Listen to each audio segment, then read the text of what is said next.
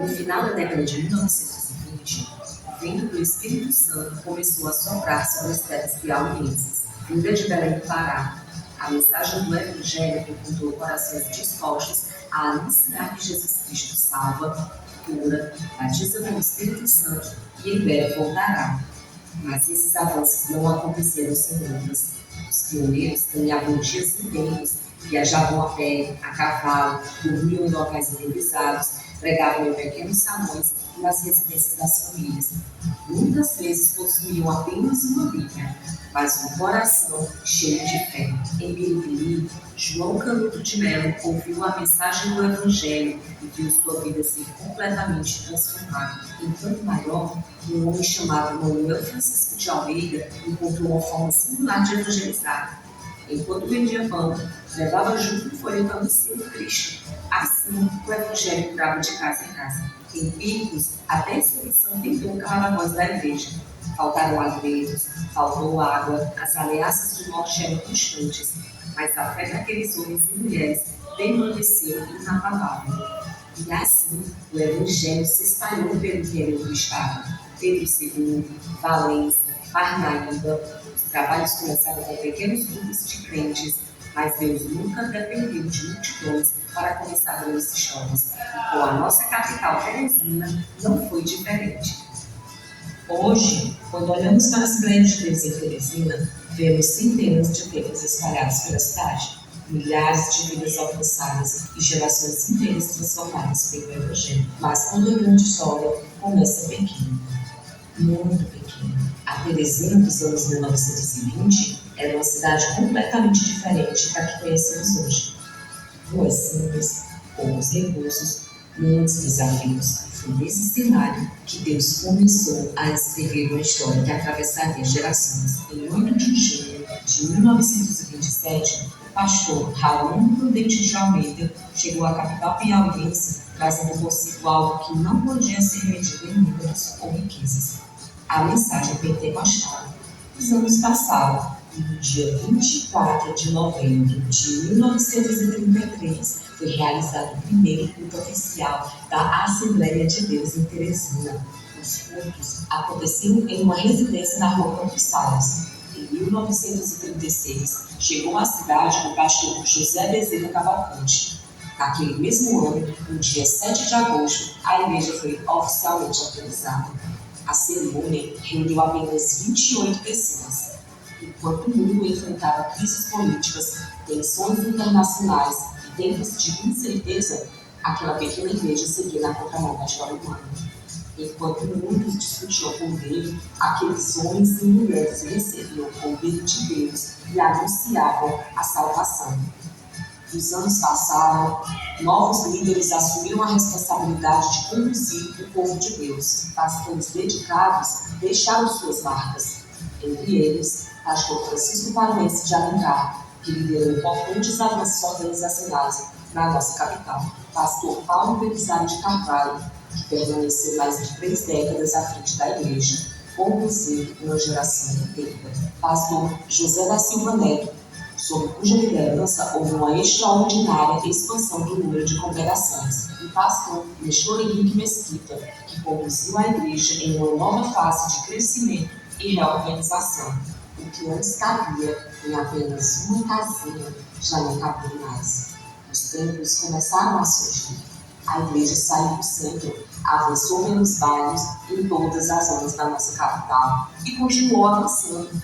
Atualmente, a Assembleia de Deus em Teresina está organizada em 33 campos e reúne 296 templos, entre templos centrais, congregações e subcongregações, uma história construída por homens e mulheres que entenderam que seguir a Deus vale a pena. E qual o papel do Campo Adicel na continuação dessa história? O Campo Adicel tem cooperado ativamente para a expansão do Evangelho, levando a mensagem de Cristo por meio de diversas ações evangelísticas realizadas em suas congregações. Entre as diversas iniciativas desenvolvidas pelo Campo Adicel, apresentamos alguns projetos que refletem o compromisso da Igreja com a evangelização e o cumprimento da missão de anunciar o Evangelho a todo o tempo. Desde 2011, A palavra de Deus tem alcançado vidas por meio de visitas evangelísticas à oficina da vida, levando esperança àqueles que lutam diariamente pela restauração.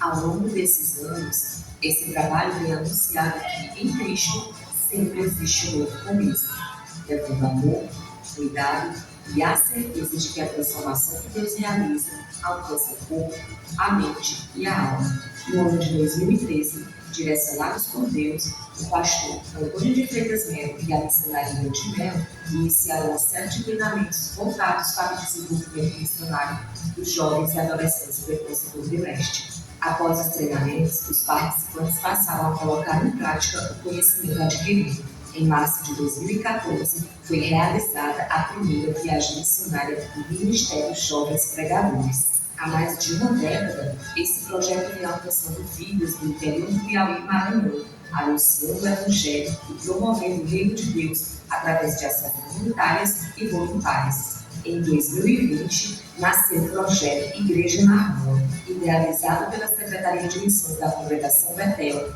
sob a direção do pastor Lázaro Oliveira. O projeto surgiu com um propósito: alcançar mais vidas por meio do Evangelho, com evangelismo criativo, louvores, teatro, pregações e abordagens pessoais. A palavra de Deus tem sido anunciada nas ruas do residencial do Mapelar. O resultado continua sendo o mesmo: vidas alcançadas, reconciliações e a semente do Evangelho sendo plantada.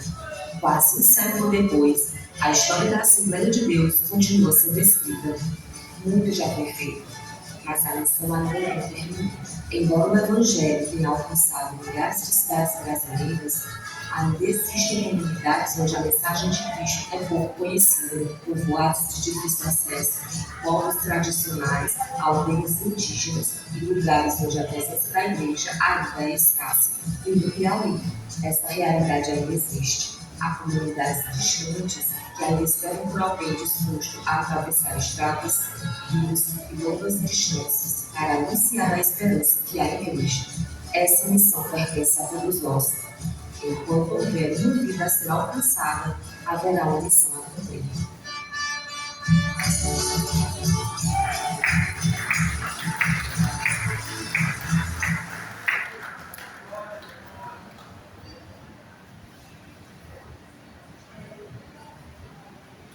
Amém, louvado seja o nome do Senhor e bênção de Deus para nossas vidas, nossa igreja trabalhando, evangelizando, fazendo o hino do Senhor Jesus.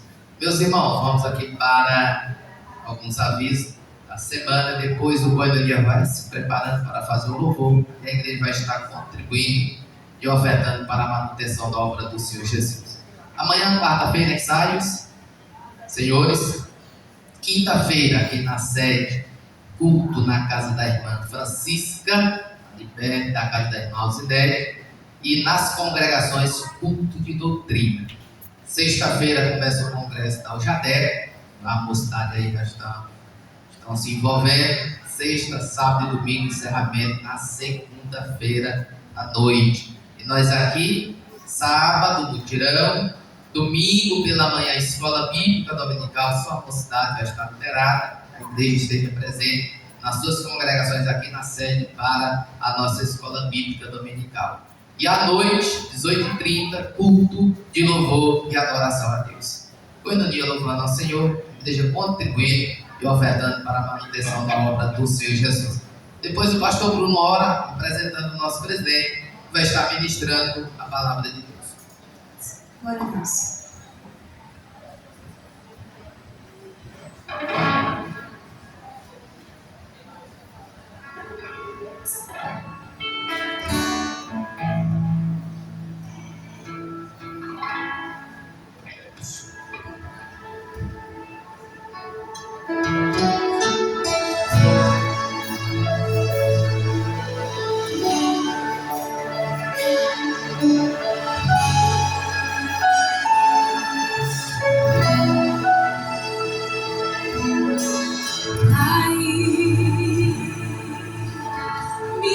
Disposição para aprender, me dá disposição para mergulhar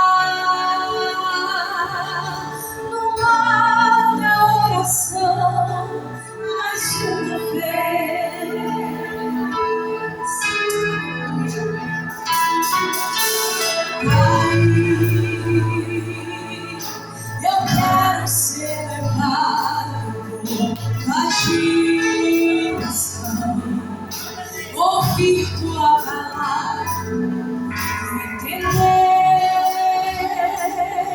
com suprema exatidão o que queres de mim. Nessa noite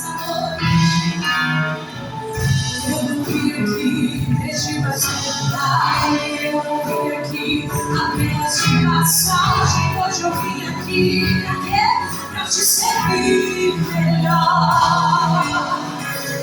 Eu não vim aqui pedir mais vontade, eu não vim aqui apenas de passagem. Hoje eu vim aqui pra te servir melhor. O que eu quero é renovo, pra te sentir de novo, de novo,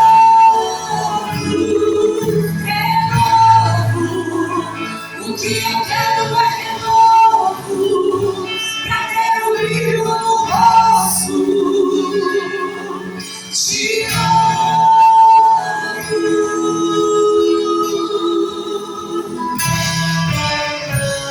Eu não vim aqui pedir mais vontade, eu não vim aqui apenas de passagem. Hoje eu vim aqui pra te servir melhor. Eu não vim aqui pedir mais vontade, eu não vim aqui apenas de passagem. Hoje eu vim aqui pra te servir melhor.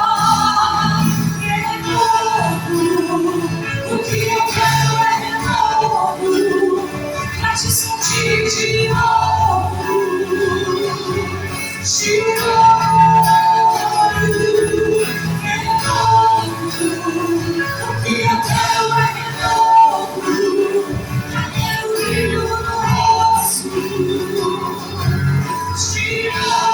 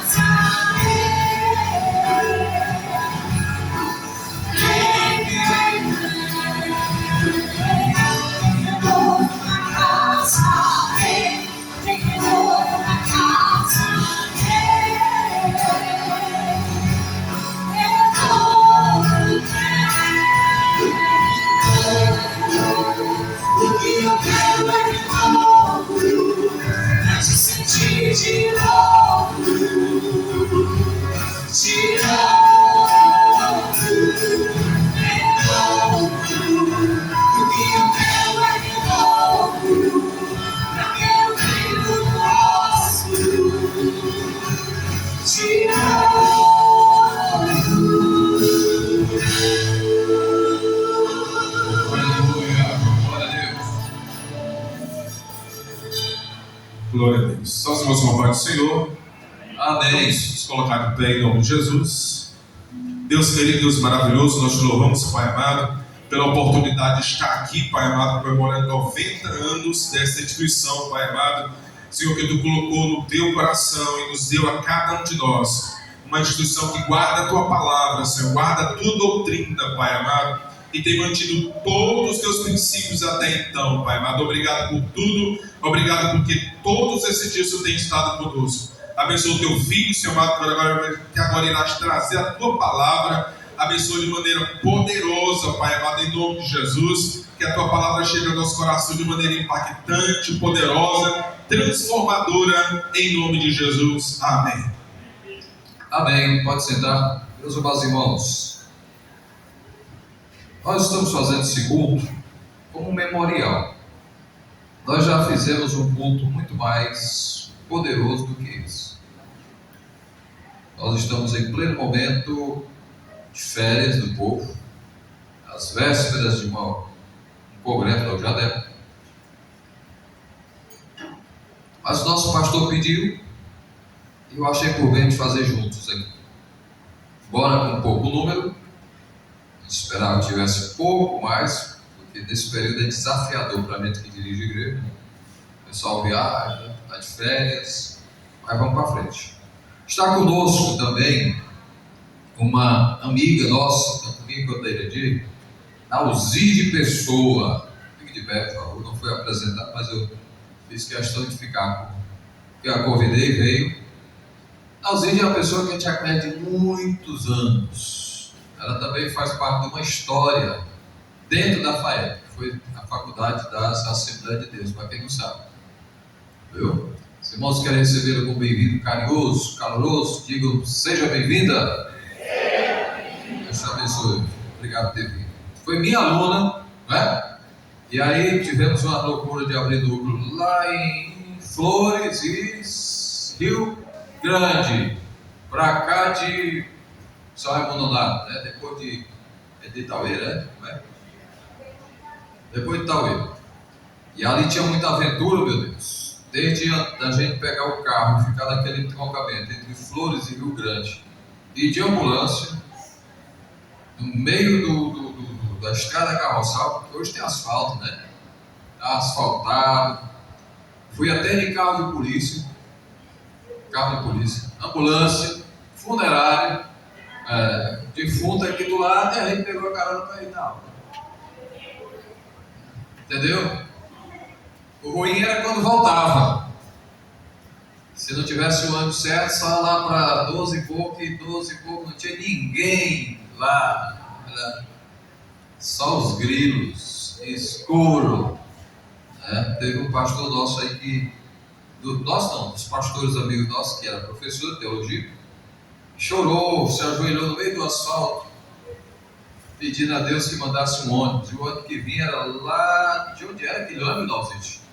Ele vinha de onde? Não, ele só remontou, ele vinha de longe. Mas não, fora daí, é da Bahia, é Brasília. A Gotígio, Transbrasiliana, eu acho que era por aí. E era negócio ruim. Bom, meus irmãos, estamos aqui para, como eu disse, rememorar e cumprir um protocolo memorial dos 90 anos da nossa Assembleia de Deus. Eu tenho nesta igreja já alguns dias, foi nela que eu fui auxiliado, fui diácono, não fui pastor, aliás, presbítero, desejei ser presbítero e me aposentar como presbítero. Não, aí pulei para o pastorado. E aí de lá para cá tem muitas histórias. Mas antes quero fazer a ressalva, Nalzito tem sido uma pessoa que contribuiu bastante, e abrindo núcleo no estado do Piauí. Ela atua como coordenadora pedagógica do curso de teologia, então hoje dos núcleos abrindo aí, né? A gente faz uma parceria, tem uma aí para São Raimundo Nonato, está indo, e hoje ela é doutora, né? Em que área?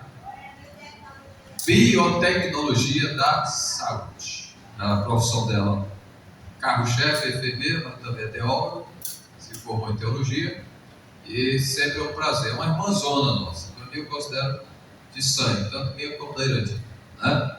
Então vamos lá, onde tudo começou, eu fiquei pensando, quem eu chamaria para pregar aqui? Eu digo, não vou chamar ninguém não. Eu vou trazer uma palavra, o Edivaldo disse, vai ser estudo ou vai ser mensagem? Eu não sei, vamos ver o que vai dar. Entendeu? Hoje foi um dia muito complicado. Nós estamos colocando ali as telhas, fazendo logo um puxado ali atrás, é o jeito de fazer, porque a gente tirou a bagaceira que tinha lá e não pode ficar ali fora sem cobrir. E aí está sendo feito o trabalho já para ficar com queda d'água, bacaninha, está ficando bonito o negócio ali atrás. E mais na frente a gente vai forrar de EPS, para não ficar tão quente ali o puxadinho, né? Onde tudo começou? Eu fiquei pensando, até aqui nos ajudou o Senhor. Feita esta rota, né, da viagem da Assembleia de Deus, nos seus 115 anos, nos seus 90 anos de Piauí, a gente mexe, remexe, aqui um negocinho que é puro, antigo, um livrinho que estava na CIADEP e está por lá já há um bom tempo, não sei se ainda existe, se tivesse. Ele é velhinho, mas ele conta a história da nossa igreja, da nossa Assembleia de Deus do Piauí. Tá? Tudo que foi falado aí ainda é pouco. E tem uma pessoa que eu sou desse tempo, eu sou fruto do ministério dele, pastor Paulo Belisário de Carvalho, saudosa memória. Depois dele, pastor Raimundo Ferreira de Oliveira. E aí vem pastor José da Silva Neto. E depois do pastor José da Silva Neto, com 3 ou 4 mandatos, foi o pastor Nestor Henrique Mesquita, onde na sucessão do pastor Zé Neto, deu-se aí a propositura de 3 candidatos, pastor Bezaliel, pastor Mazinho, pastor Reinelli, e o quarto seria eu, se eu quisesse entrar nessa complicação. Mas fato é que eu fui chamado pelo pioneiro, pastor Nestor Mesquita, para dissuadir os 3 que estavam se propondo a candidatos à presidência de Teresina. Por quê? O pastor Nestor Henrique Mesquita conversou comigo há uns anos atrás e disse que descansava na promessa de ainda ser presidente da Assembleia de Deus em Teresina. O pastor sempre foi o presidente. Ele foi de Campanhol, né, gente? O que mais? Quais igrejas, tu lembra? O que eu sei bem foi Campanhol. Ele dirigiu poucas igrejas. Depois ele foi para a convenção. E ele passou muito tempo na convenção. O pastor Nestor se tornou pastor de pastores. Quando foi para ser pastor de Teresina, ele me chama e pergunta, estava zangado, estava dando aula na faculdade, isso era umas 10 horas e 40 minutos, viu, lá na FAEP, de manhã, e eu saio para atender o telefone e diz, você está onde? Digo, eu estou dando aula agora, na faculdade. Que hora que o senhor sai daí? É uma viagem 2 horas da tarde, preciso falar com o senhor urgente. Digo, eu sair daqui às 11h30, mas posso sair mais cedo. Às 11 horas eu disse para tudo, pessoal, eu preciso sair fora daqui rapidão. E corri para a convenção. Cheguei lá e estava de paletó e gravata, zangado. Quem assistiu o Dino da Silva Saulo, né? Quem assistiu? E aquele patrão do Dino. Dino! E aí ele chamava ele. O pastor deixou estava daquele jeito, não olhava para ninguém, com a cabeça baixa, escrevendo, e ele continuava escrevendo. Sente aí! Eu fiquei de boa, está zangado. Quero fazer uma pergunta. Por que é que o senhor não quis ser presidente, candidato a presidente de Teresina? Eu digo, rapaz, para mim é novidade. É porque o senhor disse há muitos anos atrás, conversou comigo 1h30 aí, numa sala atrás, que o senhor teria no coração o desejo de ser presidente de Teresina. Então, meu pai disse que quem manda, quem pode, obedece, repetindo a frase, quem tem juízo. O senhor é um homem inteligente. E agora eu quero que o senhor vá dissuadir esses 3. Ele chamou o nome lá, que não vou dizer não, ele estava zangado. Aí eu digo, não. Aí eu fui, você vai ser meu embaixador. Eu não vou concorrer com ninguém, sou presidente da convenção, se um deles ganhar, e ameaçou. Que não iria para frente nenhum deles. Ele tiraria todos pelo poder da mesa. Porque quem botou o pastor José da Silva Neto em Teresina, foi a convenção a pedido da igreja de Teresina. E aí, quando o pastor Zé Neto morreu, ninguém comunicou, ninguém se informou com o pastor Nestor sobre essa transição. Aí já havia edital, chapa, e um grupo da Zona Norte sempre me acompanhava, de amigos, dizia: essa é a sua hora. Num outro momento, do mesmo jeito. Eu digo: não tenho vontade para isso, não dá não. Quando foi na hora do pastor Nestor, foi do mesmo jeito. Mas voltando aí no tempo, fui conversei primeiro com o Mazinho muito humilde: se o presidente está dizendo isso, eu declino. Aí o Reinério, próximo, cheguei e disse: Reinério, chefe, não pode, não pode que negócio dele, mas eu não quero concorrer, mas o presidente eu vou concorrer. Aí eu digo: Reinério, tu sabe como é que é o presidente? Ele disse que ia passar como rolo compressor, em cima de quem ganhasse. Aí nós temos que ter alguma coisa para trocar com ele. Eu digo: vai pensando aí. Fui para o pastor Bezalel não quis. Eu contou o pé lá em cima e disse: o que é que ele tem mais do que eu? Eu digo: uma convenção todinha usando de ministério dele, todinho. Aí eu disse a frase: manda quem pode, obedece quem tem Deus. Não, vou concorrer. E ele já havia um desejo de concorrer à presidência de Teresina várias vezes na época do pastor Nestor. E uma delas eu até disse que ia apoiar. Mas ele, no último momento, fraquejou e eu fiquei um pouco decepcionado, que não apoiarei mais. Quando é agora, eu vou conversar com ele. Aí eu disse: pastor, o senhor conhece melhor o pastor Nestor do que eu. O senhor conviveu muito melhor, muito mais com ele do que eu.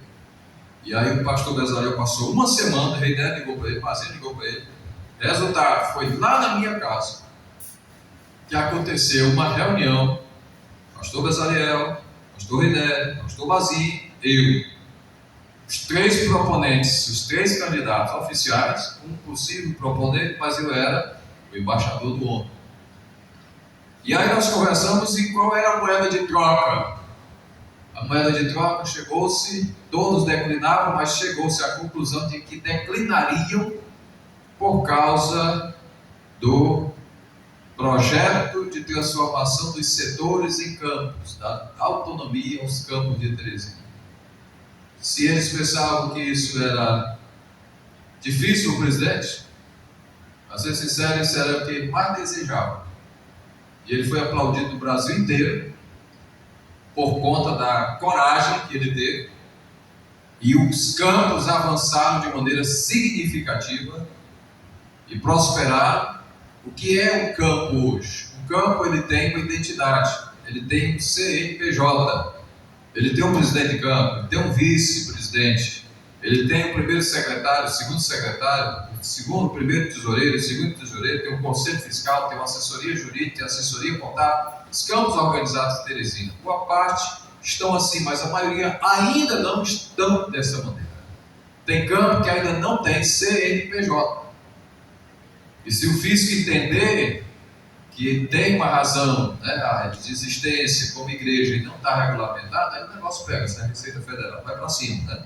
Então, onde tudo começou o projeto, não da igreja de Teresina, não da igreja do Maranhão, não da igreja de Belém, não da igreja de um modo geral, mas a igreja do Senhor foi um projeto muito antes que existisse qualquer coisa. A Bíblia diz que desde a fundação do mundo, esse projeto já existe. Jesus, quando veio, a rota que começou foi com ele. Mateus capítulo 28, versículos 19 e 20, Mateus 16 e 15, são os capítulos, são os livros e capítulos considerados os capítulos da grande comissão. Especialmente, Mateus capítulo 28, versículos 19 e 20, é chamado, particularmente, como eu leio bastante a literatura da teologia luterana, reformada, batista, presbiteriana, todos eles consagram o capítulo 28, versículos 19 e 20 como da grande comissão. Alguns se arriscam a atrelar Marcos capítulo 16, versículo 15. Ele preparou tudo no início para que essa história hoje, ele quem? Nosso Senhor e Salvador Jesus Cristo. Para que essa história hoje fosse comemorada. Tá? Na oração sacerdotal, como já falei algumas vezes, ele se preocupou em interceder pelos seus discípulos e por todos aqueles que iam sendo anexados à sua igreja ao longo dos séculos. Está lá em João capítulo 17, versículo 9, e 15. Ele ora pelos seus, aí pula para o versículo 15 e disse: não somente por esses eu intercedo, mas por aqueles que ainda amam, né? De se agregar, de se juntar a essa família, é o que eu estou dizendo, mas é o que ele falou. Treinou uma equipe, aí me chamou a atenção, de homens totalmente improváveis. Você botar lá no Google da inteligência artificial, você vai encontrar vários sermões, e um deles está escrito assim: os improváveis de Deus, né? Mas ele escolheu você. Eu não trouxe o sermão em si, eu trouxe uma coletânea do que o Google me deu. Eu achei muito interessante, porque muitas vezes nós observamos que para começar um trabalho, para começar uma coisa, tem que ter toda aquela formalidade, tem que ter aquele negócio todo, mas o Senhor escolheu os mais improváveis, que aos olhos do mundo não dariam conta do recado, não seriam escolhidos por uma equipe de recursos humanos, não daria para escolher. Os perfis que caracterizam quão improvável eles eram, incluem pescadores simples, dentre eles Pedro, André, Tiago e João, exercendo uma profissão braçal e rústica, não possuíam instrução teológica formal. A Bíblia chega a chamá-los de analfabetos indoutos, não que eles não soubessem ler. Eles tinham a educação básica da época, que um judeu ele receberia, mas não era um camarada intelectual, não tinha um peso como o apóstolo Paulo. Então esses começaram por esses, e a Bíblia chega a chamá-los assim, indoutos, cobrador de impostos. Nunca foi bem vista essa profissão. Os cobradores de impostos, os fiscais de divisa da Receita Federal, geram muita suspeição, e o nome mais comum é ladrão, que vão extorquir quem passa por ali. E aí, Mateus era trabalhava para o Império Romano, e esses eram vistos como traidores da própria pátria e extorsores, né? Que eles extorquiam, sendo profundamente odiados pelo povo judeu. E um revolucionário, ou Simão, o Zelote, fazia parte de um grupo extremista que lutava inclusive com violência, era tipo os sem terra, MST, estava aqui, ó. É por isso que alguns pastores dizem que para ser socialista tem fundamento bíblico, né? Você quer ser anarquista, né? Está aqui. Zelote fazia parte de um grupo extremista que lutava inclusive com violência para derrubar a dominação romana. Era um grupo que na verdade tinha um trabalho aos olhos do povo, da raça, da sociedade de modo geral lá, um trabalho bom, mas faziam do modo errado. Colocaram no mesmo grupo de Mateus, que servia a Roma, foi uma escolha exclusiva.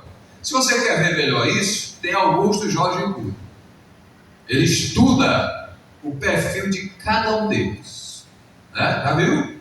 O perfil de cada um deles. E ele vai corroborar esse pensamento aqui, dizer que psicologicamente todos eram desequilibrados.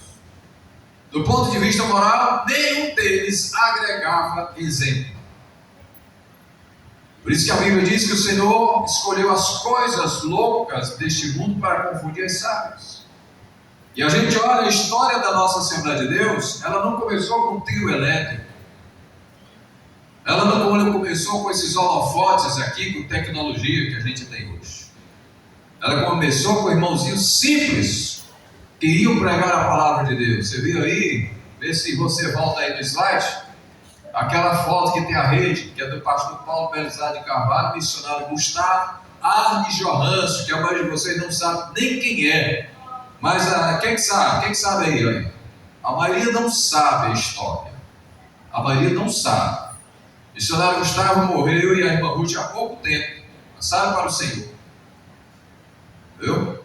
Há pouco tempo. Eu a vi ministrar.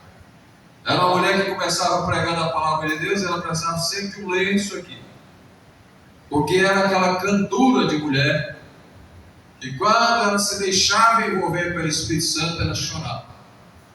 E ela dizia assim: o Senhor...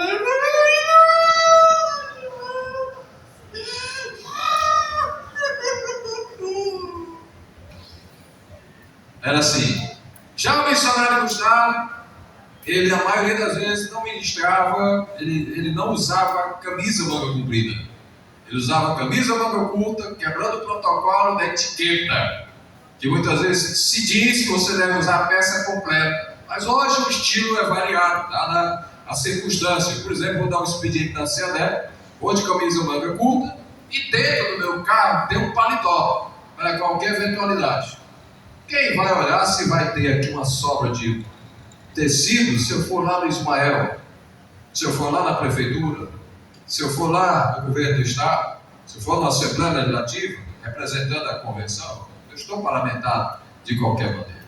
Mas toda vez que ele ia ministrar, ele colocava o terno dele. Ele estava sempre sentado do lado do pastor Paulo Belisário de Carvalho, na época, e ele foi um homem que trouxe uma contribuição muito grande para a evangelização. Cadê a foto? Procura aí.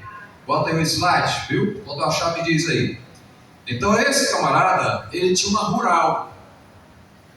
Essa rural era um automóvel que servia para ele, com o pastor Paulo Belisário de Carvalho, irem pelo estado do Piauí evangelizando. Tinha cidade que ele chegava, pregava a palavra e as freiras, os padres, as beatas iam desconstruindo tudo e amaldiçoando o rastro deles por onde eles passavam. Tinha cidade que eles eram proibidos de comer, almoçar, jantar e dormir. Por essa razão, quando aparecer aí a foto, o senhor está localizando, não sei se localizou, vão ver ele numa rede no mato. Não é porque ele parou em algum lugar para descansar, não. Ali ele estava já se preparando para passar a noite, dormir. Então eles dormiam assim, desse jeito. Comiam, faziam a comida deles, levavam as panelas, as coisas, acendiam o fogo no meio do mato e faziam a própria refeição. Pastor Paulo Belisário Carvalho, missionário Gustavo, pastor José da Silva Neto começou a acompanhar também o missionário Gustavo, o pastor Zé Neto, nessas andanças no interior do estado. Certo? Pastor Antônio Rodrigues Santana, que já partiu para o Senhor, foi também um guerreiro. Cadê? Está aí? Apagou. Ora, menino. Eita, menino. Então você diz, o que tem a ver com discípulos? Tem porque, na verdade, quem era o pastor Paulo Belisário de Carvalho? O pastor Paulo Belisário de Carvalho era da cor do Bruno, não é, Grandir? Era negro. Era um negrão. Eu conheci um homem muito firme nas suas convicções. Cadê? Volta aí, Piripiri. Cadê? Onde é que está o camarada com a rede, meu povo? Vai virando. Aí, tá bem. Pastor Zé Neto do interior, pastor Zé Neto já morreu. Pastor Zé Neto já morreu. Pastor Zé Neto Firmino Gouveia ainda está vivo, tá? Está vivo. Ele foi o que deu continuidade ao trabalho no Belém do Pará. Ainda hoje vive. Pastor Paulo em viagem pelo interior do estado. Da minha equipe, meu velhinho, eu tive o prazer de abraçar, de acompanhar esse homem. Eu não conheci o pastor Zé Neto, eu só conheci depois. Era de Alagoas, né? Eu acho que era Alagoas, se não me engano. E aí, Alagoas também, o missionário Gustavo e a missionária Ruth tiveram uma grande contribuição na obra missionária lá na região de Alagoas. Tanto é, para você ter uma ideia, eles têm em altíssima consideração esse casal de missionários que já partiu para o Senhor. Basicamente, quase toda vez que tinha uma festividade, eles eram convidados. Às vezes eles iam da Suécia, onde estavam por lá, a igreja pagava suas passagens, para que eles estivessem na solenidade de comemoração das festividades da região. Né? Então aí está, uma época que a gente olha assim, é porque não está visível isso aí, mas a gente vê o quanto esses homens sofreram, para que vocês estivessem hoje, debaixo de uma igreja agora, que já mudou bastante, era uma casinha muito engraçada, não tinha janela, não tinha nada, né? Era uma casinha feia, era a mais feia de todos, era a feia mais bela, né, do campo. E aí hoje nós temos aqui a nossa sede construída. Voltando para os discípulos, nós tivemos aí 2 homens temperamentais, além de um outro, que foi, aliás, Pedro, né?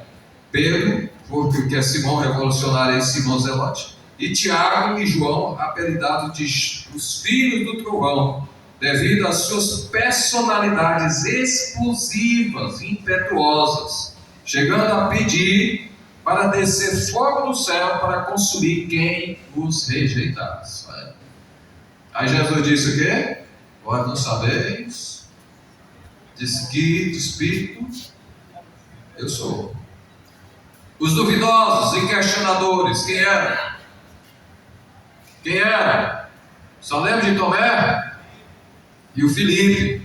Muitas vezes também demonstraram lentidão para compreender a missão de Jesus, com Tomé exigindo ver as feridas do mestre para acreditar na ressurreição, e Filipe revelando incredulidade diante da multiplicação dos pães. Veja bem, um improvável. E o mais improvável de todos, que Jesus mesmo sabendo que aquele infeliz, condenado, o trairia, o amor de coração. O nome dele? Judas, que é lá do Rio de Janeiro. O pessoal diz que é Judas Carioca, mas não é Carioca, é Iscariotes. Isso, e você está acreditando nisso, rapaz? Iscariotes. Então o que nós concluímos aqui? Começando aí por esse formato: Deus capacita os improváveis, e a adversidade e as fraquezas deles deixam claro que o sucesso do cristianismo não dependia de talento, da perfeição, mas da graça e do chamado de Deus para a vida de cada um deles. É um mistério. Acompanhando como eu acompanhei a evolução da nossa igreja, pregando nas favelas, abrindo trabalhos, e como a igreja Assembleia de Deus, quando ela é Assembleia de Deus, quando ela veste a camisa de Assembleia de Deus, quando é que ela veste a camisa de Assembleia de Deus? Quando ela acredita na palavra, quando ela busca os dons espirituais, se reveste de poder, para quê? Para pregar o evangelho lá fora e buscar almas para o reino de Deus. A sintomática de saúde da igreja se dava para ver quando nós evangelizávamos, e é uma rotina intensa. Porque você era mais novo, hoje não aguenta mais. Não aguenta. A Assembleia de Deus é assim: escola dominical de manhã, evangelização de tarde, e aí se avexando para chegar em casa 5h30, 6 horas, tomar o banho e voltava para o culto à noite, todo mundo alegre, glorificando o nome do Senhor, que participavam da evangelização. Por quê? Estavam cumprindo o ID de nosso Senhor e Salvador Jesus Cristo. O que é que nós analisamos de hoje? Um quadro nada bom. Nós observamos que tem muita gente que está querendo o púlpito, mas não está querendo criar um espaço para encher de gente para dar um púlpito. Entendeu? Você lembra do tempo que nós chamamos o Raimundo Rodrigues, saudosa memória, chamamos o William para abrir o trabalho lá, como é o nome dela na vila lá, rapaz, que abriu o trabalho que a gente abriu na lavanderia? Anita Ferraz. Aí, pastor, onde é que nós vamos achar um ponto de pregação? E hoje tudo tem que alugar. Ave Verde, Fazenda Soares, Pimenta, Soninho, que mais? Vai dizendo aí, Gurupá de baixo, Gurupá de cima, né? Campestre. Nós estivemos lá, Soninho, e aí tinha de bicicleta, na chuva, no inverno, quando chegava em casa podia jogar a calça fora. Quando lá de bicicleta aqui, vivia essa testemunha, era a pé.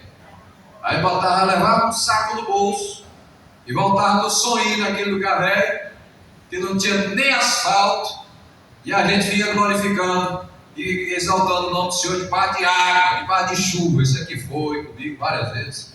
E a gente foi: senhor pastor? Sim, eu fui. Fazer culto no meio da rua, lá na Pedra Mole, não sei se você lembra, onde nós entramos lá para iniciarmos uma congregação e começamos a fazer culto à noite. E desses cultos à noite começaram a jogar saco de merda, por dizer a expressão dele. E as irmãs já estavam, né? Aí pegaram a lamparina segurando do lado, a minha mão, a Bíblia, Santa Luz, São Vicente, Palmeira, Santa Luz de baixo, Santa Luz de cima, e vai. Campo Coqueiro Verde está aí. Aí lembrando, isso aqui também participou da história, teve do Campestre, é a segunda vez que está comigo. Nós temos história. Nós conhecemos a história da Assembleia de Deus, como ela começou. E no dia da Pedra Mole, era uma feitiçaria maligna lá. Tinha uma senhora que era chefe de tudo lá, da macumba. Essa senhora batia os tambores enquanto os cultos estavam acontecendo, e nós lá. Resultado, enquanto a merda caiu, o evangelho ia. Tinha dia que a gente chegava em casa com isso aqui sujo de cocô não, merda mesmo, eu falei. Ia tomar banho, aquela catinga ruim, mas vinha cheio da graça de Deus, né, Zé Sobrinho? Qual foi o resultado? Ela aceitou Jesus como Senhor e Salvador da vida dela. Aleluia. Estou contando um pouco de história. Eu era um improvável, um pré-suicida. Aos 13 anos de idade, para ir um negócio meio complicado na minha vida. Lá por 16 anos, eu tive o meu encontro com Jesus. Ele não deixou eu me matar. Ele me evitou de tirar a minha vida. Eu tomava um remédio controlado, um bocado de coisa aí. E o diagnóstico dos médicos era que eu não teria uma vida boa depois dos 25 anos e passaria a memória a se apagar, a não lembrar de mais nada daí para frente. Hoje eu tenho 56 anos, estou no doutorado, uma mente abençoada para a glória do nome do Senhor. E eu ainda me emociono com o Jeová Nissi quando está aí cantando. Eu não consigo cantar essa música sem chorar, porque eu faço parte desta história e eu era o improvável. Andamos por vários lugares e um deles foi a macumbaria, dedicada aos caboclinhos. Não me serve dizer, minha mãe é a pombagira e o papai acabou com a Mariana. E o papai era o segundo chefe de terreiro lá do bairro São João. Rodávamos à noite no espiritismo, a kardecista, macumba, umbanda, seixodoei e outras coisas mais, na busca de Deus, renovação carismática católica, até que um dia eu ouvi a mensagem do Evangelho por uma equipe. Mas um jovem já pregava para mim, o João Batista, que é do Brasil para Cristo, estava comigo, e eu desejava ser jogador de basquete, de voleibol da seleção piauiense brasileira. Desejei. E aí Deus mudou toda a trajetória e eu aceitei Jesus no ano de 1986. Esses eram os improváveis do primeiro século. Veio o segundo século da igreja cristã, uma era sangrenta. Não parou aí. Já no capítulo 12 de Atos dos Apóstolos, você pode ver aí o ano 33. Jesus não está mais aí. Indo para o ano 35, o ano 50, lá vem um golpe histórico contra o cristianismo, que Nero, no ano 57, salvo equívoco, culpa os cristãos de incendiar Roma. Ele manda tocar fogo em Roma e diz que foram os cristãos que incendiaram. E os cristãos passaram a ser perseguidos, queimados, mortos. Lá vem o ano 70, e Jerusalém é destruída. Lá vem o ano 100, João está em plena vitalidade. Ano 96, da revelação do Apocalipse, ano 100. Lá vem Policarpo, o bispo de Esmirna, que recebeu das mãos de João a igreja de Esmirna. Este camarada fora executado por um imperador, salvo equívoco, Carlos V. E ele chegou e disse: negas a teu Senhor, a quem tu chamas, a teu Cristo, a quem tu chamas de Senhor, e viverás, senão morrerás. Ele já estava amarrado na fogueira. E ele disse: há 86 anos o tenho servido, e mal nenhum me fez. Como agora negaria ao meu Senhor e meu Cristo? E o rei disse: basta, toquem fogo. E ele morreu, foi queimado, vivo, assim como muitos outros. Tochas humanas foram, na verdade, troféus para Roma. Podia-se ver, segundo a história, várias e várias pessoas crucificadas. E elas passavam de 5 a 7 dias com apenas um pouquinho de água, um pouquinho de pão, crucificar lá, eram cristãos. Quando o rei dizia à noite, o imperador dizia: toca fogo aí nos cristãos. Podia-se ver em vários lugares tochas vivas queimando, mas nenhuma delas negou o nome de nosso Senhor e Salvador Jesus. A igreja vai crescendo, entra a era da patrística. Os pais da igreja não estão mais aí, os homens que eram os apóstolos. Agora nós vamos para a patrística, que vai do ano 100, alguns dizem até o ano 500, até o ano 476, alguns colocam o ano 600. Temos aí Justino Marte, foi um apologista cristão que havia estudado todas as grandes filosofias da sua época, e em sua segunda apologia, com cerca de 153, cerca de 153, Justino, ao falar sobre os nomes, o significado e o poder de Deus, de Cristo, escreve o seguinte, com relação ao exorcismo, a expulsão de demônios e curas. Ele dizia, já nessa época: pois inúmeros endemoniados em todo o mundo e na sua cidade, muitos dos nossos homens cristãos, expulsando-os em nome de Jesus Cristo, têm curado e curam de fato, despojando-os e expulsando os demônios e os que os possuíam, muito embora não pudessem ser curados por todos os outros que expulsavam e os que usavam de encantamentos e drogas. E ele dizia: dons espirituais em uso. Em seu diálogo com Trífo, um judeu erudito, Justino cita o uso corrente dos dons espirituais. Ele dizia: pois os dons proféticos permanecem conosco até o presente momento. E portanto vocês deveriam compreender que os dons que estavam anteriormente em sua nação foram transferidos para nós. Eu já disse e digo mais uma vez que foi profetizado que isto seria feito por ele após a sua ressurreição. Por ele quem? Jesus. E a sua ascensão ao céu.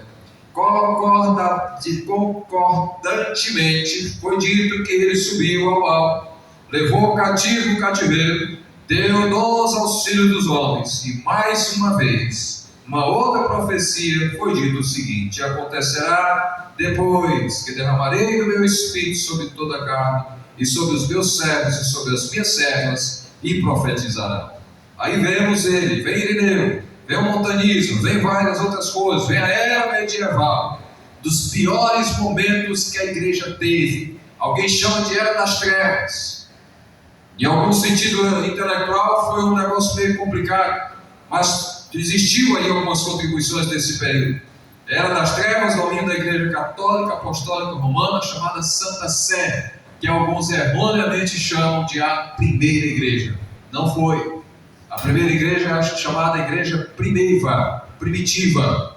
Ela não foi. É uma igreja que se desviou frontalmente de Cristo Jesus e era comparada nos estudos apocalípticos, desculpem que se tem algum católico aqui, de vários autores, como a grande meretriz da sua época. Dos séculos 16, olha bem, 17, 18 e 19, e chegando para o século 20, nós vamos começar pela era moderna, as grandes navegações, ponto máximo para o evangelho se difundir pelo mundo. A cartografia viria aí a acontecer mais na frente, através das expedições, as Índias, e aí para descobrir o Brasil, descobrir outros lugares. O ano 1500 estava em evidência, e aí as grandes navegações contribuíram para a expansão desse evangelho. O século XVII foi um século intrigante. Por quê? Porque aí nós temos a herança do século XV para o século XVI da Renascença, que ela vai parir mais na frente o iluminismo. Só que o iluminismo ele vem não como uma grande contribuição para a humanidade e nem para o cristianismo em primeiro lugar. Ela vem, o iluminismo vem dizendo: chega de trevas, chega de castramento intelectual, chega de dizer que Deus é o centro de todas as coisas. Para você entender esse período, tem alguns filmes que vão dar uma compreensão exata de que a igreja estava se desgastando demais, e a igreja mostrava, e era dita a igreja católica nesse período, mostrava seu domínio de tal maneira que ela levava muitas pessoas às fogueiras, certo? Aqui algumas das mulheres que existissem, estão no nosso meio, tivesse aqui uma... Quem que tem sinal aqui? É tu. Tu era considerada bruxa desse tempo. Era bruxa. Fizesse alguma coisa que parecesse encantamento, era bruxa. Era mago. Era levado imediatamente para a fogueira. Eram perseguidos judeus, negros, e por aí vai. Aí você diz, e aí, existiram cristãos? Sim, cristãos firmes em Cristo Jesus, que não abriram mão deste legado, desse período. Vem o século XVIII, estabelece-se finalmente a morte de Deus, através de Frederick Nietzsche. Deus morreu! Por que ele disse isso? Porque o homem tirou Deus do centro das coisas. E passa agora a existir o antropocentrismo. O homem passa a ser a medida de todas as coisas. Morte ao teocentrismo, como pregavam na Idade Média. Teologia era a rainha das ciências, agora não é mais, agora é a filosofia. Versículos no século XIX, século XVIII, século XIX, você pode pegar e observar o livro chamado Herói da Fé. É aqui que estão aqueles homens. Foram aqueles homens, como Charles Spurgeon. Lá vem os pré-reformistas, que a gente não pode deixar de falar deles. Quem é ele? Os pré-reformadores. Jerônimo Savonaroff, John Wycliffe, quem mais? William Tyndale, John Hus, quem mais? Depois vem os reformadores, Martinho Lutero, quem mais? Calvino, quem mais? Zwinglio, Suíça, quem mais? Bora? Aí nesse período, cara, do século XVI, século XV, século XVI especialmente, nós temos a reforma que se estabelece. E ela vai tomar força através da Renascença. E Lutero escreve a Bíblia, passa uns 30 anos aí, escreve a Bíblia para o alemão, faz a disseminação de várias literaturas enquanto está preso, e começa o mundo conhecer, a entender que através de uma reforma protestante, as coisas começam a mudar de rumo. Grandes desafios mundiais se levantaram, mas foram séculos de mudança de Deus na história da própria humanidade. Ele é o Senhor da história, não se engane. Por esta razão, quando muitas pessoas dizem, até ele diz lá em casa, às vezes ela diz assim, será que Deus está vendo mesmo esse negócio aqui desse governo que está acabando, esse cabeça de ovo que está aí? Não grave não, apaga aí. Cadê? Apaga. Cadê Raí? Para ali aquele celular, meu filho, para ali. Escute, Deus está no controle da história. Os piores momentos, que quando mais se pensava que a igreja seria dizimada, Deus levantou homens e mulheres cheios de Espírito Santo que ninguém podia contra eles. De maneira nenhuma.